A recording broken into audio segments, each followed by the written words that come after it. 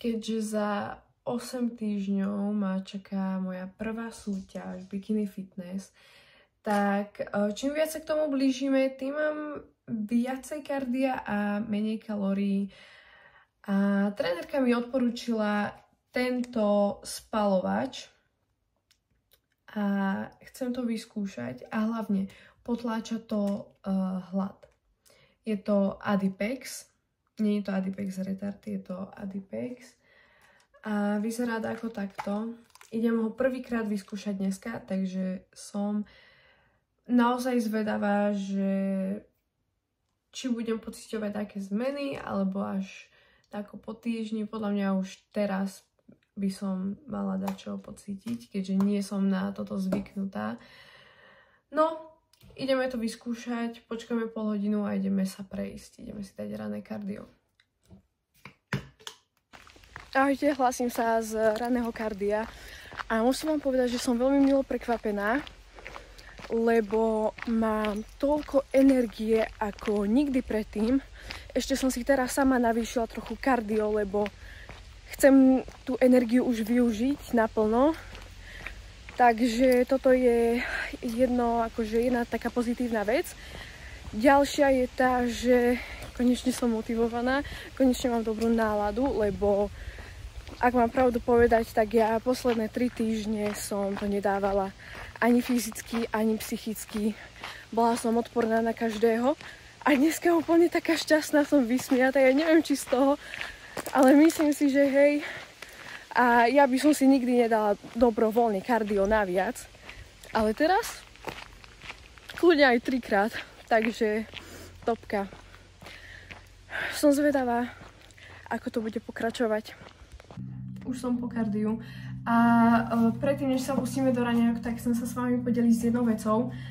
A neviem, či to, ako to robia ostatní kulturisti, ale isto ste si všimli, že hneď po súťaži si dajú také sladkosti, alebo pôjdu na burger a tak. A mňa napadlo, že keď napríklad ste na návšteve, dostanete taký niečo sladké a tak, že si to odložíte do nejakého boxu alebo do nejakej tašky, s tým, že viete, že si to dáte po súťaži. Ja som si 100% istá, že počas tejto prípravy si to nedám, lebo už nemám také chute vyloženie na sladké, že radšej by som si dala nejakú pizzu alebo tak. Ale isto by sa mi aj toto hodilo. Mám aj nejaké tipy, že čo by som si chcela priebežne pokúpiť, ale skúste si spraviť taký nejaký box a priebežne si tam dávať nejaké tie sladkosti. Ja tam teraz mám iba 2 veci, ale keďže mám ešte čas, 2 mesiace, tak isto ich tam bude dosť. Pozerala som aj na nete, že oni robia také rolády fajné od Marlenky, aj tú Marlenku by som si chcela kúpiť. A veľmi by mi toto pomohlo práve že na psychiku, možno niekomu nie, že majú chute si to dať 100%, ale mňa to tak ako keby môj mysel to uspokojí, že toto si zaslúžim po tej súťaži, že nikam mi to neujde,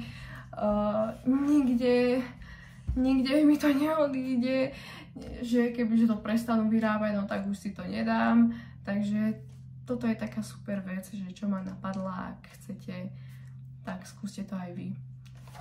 Odpočítavam dni, kedy si to môžem dať a kedy bude tá moja prvá súťaž. Čo sa týka raňajok, tak každý deň mám vlastne to isté a to sú vajíčka s avokádom a so zeleninou. Ako zeleninu si väčšinou dávam paradajky s uhorkou a s rukolou, ale môžete si tam pridať cibulku alebo šparglu, nejaký dressing a tak. Väčšinou si do vajíčok dávam 1 gram soli a k tomu dáke korenie. Potom vždycky si pustím k tomu jedlu dáky vlog alebo nejaké video. Nech to nie je len tak.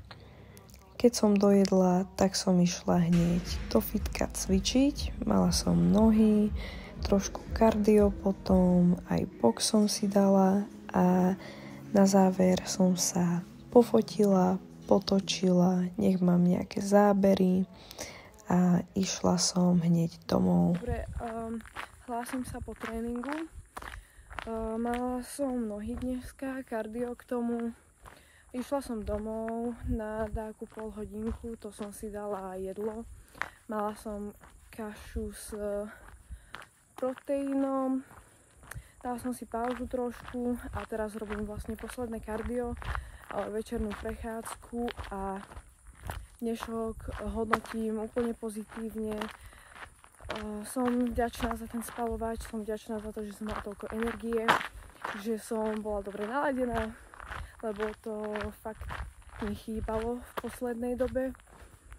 A uvidíme, ako to bude ďalšie dni, dúfam, že to vydrží, pokiaľ neskončí tá príprava. No a ozvem sa vám asi až doma a dáme si také jedlo. Dobre, takže takto vyzerá moja večera a bude ma čakať ešte jeden snack a možno si dám ešte tilapiu, ale to uvidíme, lebo fakt nie som hladná dneska.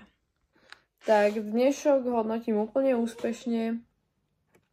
Prechádzka bola tiež fajn, chodila som ceca dneska 21 až 22 tisíc krokov, čo není vôbec zlé. Je tam započítané vlastne kardio, aj ráno, aj po tréningu, aj večer. No, ešte mi chýba vypiť liter vody a už ešte si dáme takú sladkú bodku na večer a už to bude dnešok odmakaný na 100%. Garantujem. Na záver by som vám chcela ukázať jedno jedlo, čo si robím. Je to taká sladká bodka nakoniec, chutí to ako puding a má to veľa bielkovín. Dáte si vaječné bielka,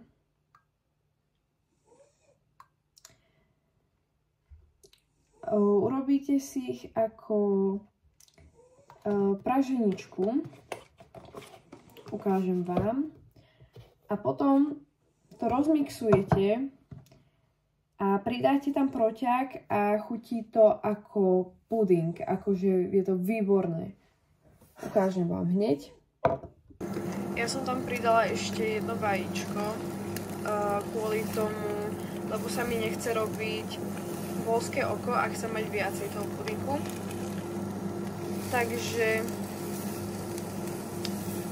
som si to takto spravila, vôbec to nemení nič na chuti. Môžete to urobiť aj so žlúdkami, ale ak ste viete, no tak asi viete, že skôr iba tie bielka sú vhodnejšie.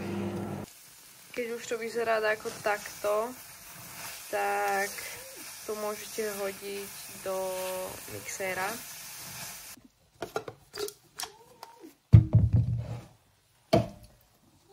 Šupneme to tam. Ja to tam teraz hodím postupne. Dobre, teraz pozrite sa, ako sa mi z tohto urobí taký fajný krém. Takto by mala vyzerať tá konzistencia. Je to ešte také hustejšie trošku, takže pridám tam ešte trochu vody. A idem tam pridať proťák.